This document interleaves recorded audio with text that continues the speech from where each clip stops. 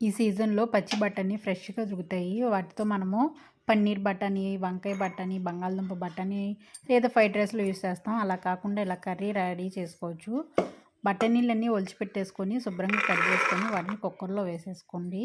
ఇందులోకి 4 పచ్చిమిర్చి చీల్చుకొని వేసుకోవాలి. అలాగే ఒక ఉల్లిపాయ, ఒక టమాటా, కొద్ది పెద్ద సైజు ముక్కలు కట్ చేసుకున్నాను. అలాగే పావు స్పూన్ దాకా పసుపు వేసుకొని తగిన నీళ్ళు వేసుకొని ఒక విజిల్ వచ్చేదాకా ఉడికించుకోవాలి. బయట అయితే ఒక 10 నిమిషాలు ఉడికించుకుంటే సరిపోతాయి.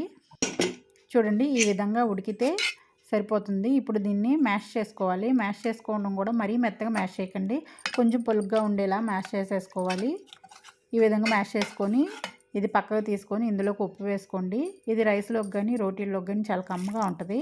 పప్పు కోసం ఆయిల్ వేడి చేసుకున్నాను. తాలింపు దినుసులన్నీ వేసుకున్న ఇంగువ, జీలకర్ర, ఎండుమిర్చి, కరివేపాకు వేసుకున్నాక కారం వేసుకోవాలి రుచికి సరిపడా. అలాగే కొత్తిమీర వేసుకొని వేయించుకొని ఇందులో కలుపుకోవాలి.